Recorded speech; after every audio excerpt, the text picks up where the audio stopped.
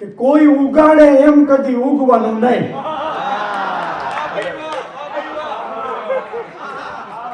કોઈ ઉગાડે એમ કદી ઉગવાનું નહીં. આપણે તો આવડ ને બાવળની જાત, ઉગવાનું હોય ત્યારે પૂછવાનું નહીં. ના પૂછ પ્રણયનું તું ધોકોય નથી પામ્યો.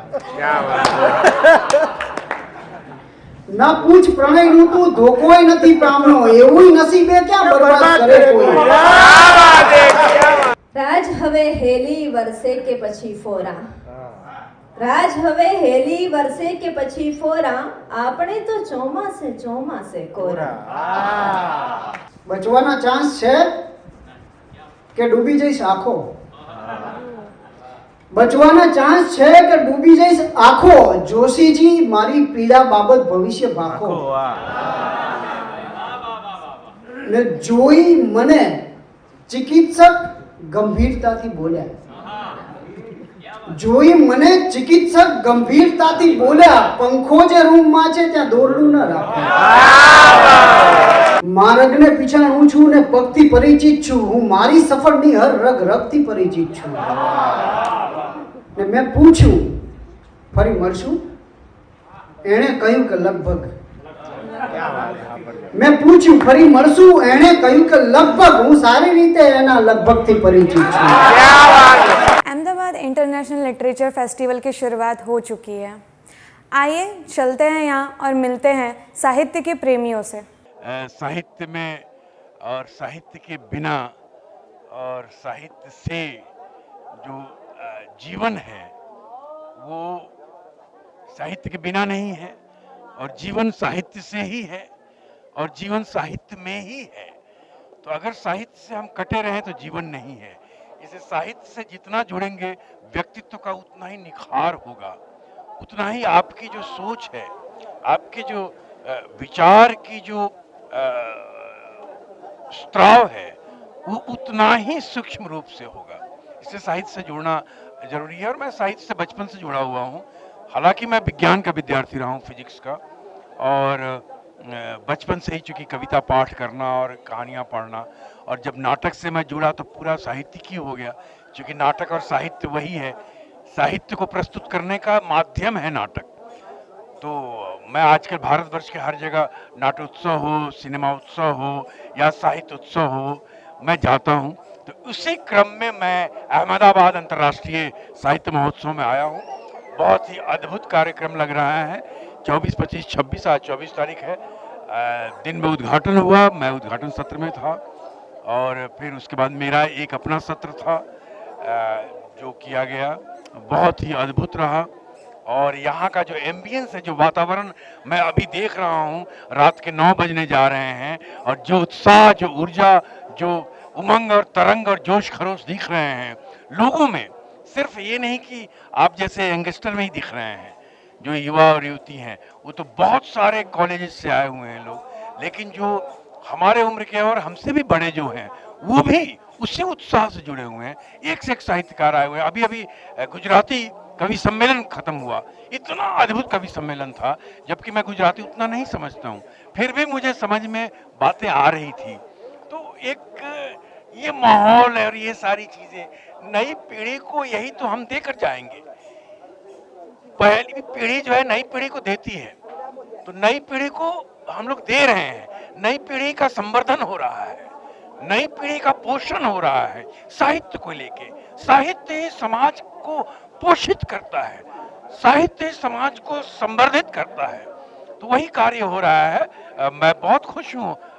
हमारे उमा शंकर जी जो हैं, उमा शंकर यादव जी जो इसके आयोजक हैं, उनकी पूरी टीम अद्भुत टीम है. मतलब मैं इतने सारे युवा युवतियों से मिला जो काम कर रहे हैं. अद्भुत एनर्जी है, अद्भुत उत्साह है. मेरी एक पुस्तक आई है अखिलामृतम, हिंदी में है, कविता संग्रह है, 25 कविताओं का संकलन है, और एक अलग ढंग की कविता की किताब है ये. इस तरह की कविताएं आजकल बहुत कम लिखी जाती हैं. अध्यात्म है, दर्शन है, जीवन है, पर्यावरण है, सृष्टि है, ब्रह्म है. बहुत सारे विषयों पे मैंने कविता लिखने का प्रयास किया है, और सारी कविताएं, जो 25 कविताओं का संग्रह है, सारी कविताएं हमने ब्रह्म मुहूर्त में लिखी है। अब ये संयोग कहिए या योग कहिए या उनका आशीर्वाद कहिए, उन्होंने ही लिखवाया है। मेरा जो भी काम होता है भोले बाबा करते हैं। मैं दिखता हूँ, मुझे लोगों को लगता है कि मैं कर रहा हूँ, मैं नहीं कर रहा हूँ, वो भोले बाबा करते हैं। तो भोले बाबा ने करवाया है, तो ब्रह्म मुहूर्त में ही उसकी उत्पत्ति हुई है, उसकी लेखनी हुई है और अभी पुस्तक का स्वरूप ले लिया। पुस्तक का नाम है अखिलामृतम, अमेजोन पे उपलब्ध है, बहुत चर्चित है, लोगों ने बहुत पसंद किया है कविताओं को और जो भी पढ़ना चाहे अमेजोन से मंगा सकता है। देखिए, हम 2016 में स्टार्ट किया था हमने इस प्रोग्राम को और हम हमेशा इसको बड़ा करने का ही विज़न लेके आए हैं और हर साल इसको हमने बड़ा करने की कोशिश किया है और ईश्वर की कृपा से बड़ा होता गया है। And this time you can see the crowd and you can see the vibrancy here. The ballet which is just about to start has a full packed audience presence and it has become truly international. If you see the crowd, if you see the audience, you'll find different color, creed, caste, religion, nationalities of people are available here, and I find it's a kind of dream come true. I wanted that this people should be standing even and it is happening. Yeah, it is see, it's a not only an event for me, it's not at all event for me, it's a way of life.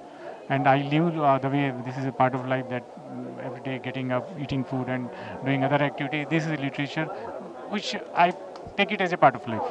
We started in 2015, right? During that time only I thought that something in Ahmedabad should be done because I wanted to put Ahmedabad on the global map of literature. And vision was everybody should come from outside. I'm going to Ahmedabad, I'm going to Literature Festival, and if I can be a medium for that, I thought I can be proud and I can feel privileged about it. Right? So thank you so much and yeah. Officer તો હું પછી છું, પહેલાં તો હું છેલ્લે તો માણસ જ છું ને, અને માણસની બસ એક સરસ મજાનું હૃદય હોય ને હૃદયની ઉર્મિઓ હોય એ કવિતા લખાવે. હવે વાત એવી છે કે કવિઓ વિશે એવું કહેવાય છે કે કવિઓ પેદા થતા હોય છે, જન્મતા હોય છે, એ કવિઓ બનાતી મતલબ સાહિત્યકાર બનાતું નથી હોતું. તો એવું છે કે કવિતા મળવી એ વરદાન છે. જીવનના અમુક પડાવો એવા હોય કે જ્યારે તમને કોઈ તકલીફ મળે અથવા તો ખુશી પણ મળે, પણ જીવન આપોઆપ જ આવું થઈ જાય અને એમાં પછી કવિતા આપોઆપ સ્ફૂર્તિ હોય છે. તો એટલે ઓફિસર હોવું એ પછીની મારી એક ઓળખાણ છે, એ પેલું વાંચીને પ્રાપ્ત કરેલું છે, જ્યારે કવિતા એ મારું હૃદય છે. ઓફિસર હોવું એ થોડી મગજની બાબત છે એમ કહી શકાય.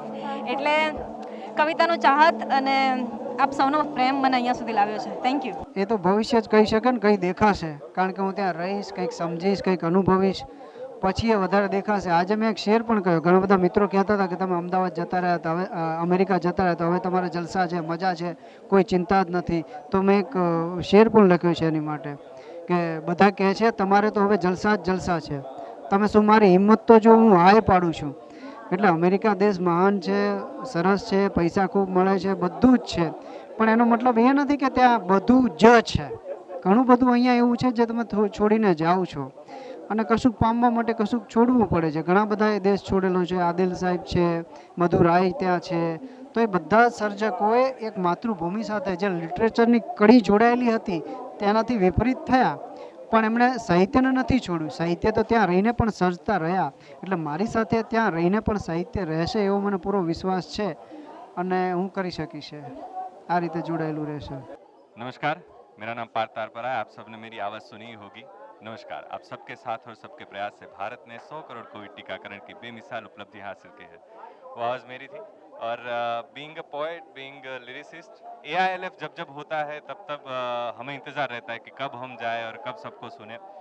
ગુજરાતી ભાષા માટે પણ ઘણું સારું થઈ રહ્યું છે, કારણ કે ગુજરાતી કવિઓ આ એક અમારા માટે મેળાવડો છે. અમે જો કદાચ કોઈ અલગ બીજા કાર્યક્રમોમાં ના મળી શક્યા હોય તો અમને ખબર છે કે AILF થવાનો છે ને ત્યાં બધા મળવાના છે. ભુજથી લોકો આવ્યા છે, છેક રાપરથી લોકો આવ્યા છે. એટલે એક મેળાવડાનો માહોલ છે અને આમ કહેવાય ને કે સાહિત્યિક મેળાવડો હોય ત્યાં જવાનું કોને ના ગમે. અને દર વર્ષે થઈ રહ્યું છે AILF. તો I am saying all the best અને થેન્ક યુ સો મચ કે તમે આ આયોજન કરો છો, જેથી કરીને અમે લોકો મળી શકીએ અને આવનારા વર્ષોમાં હજુ આનું ફલક બહુ જ મોટું થાય.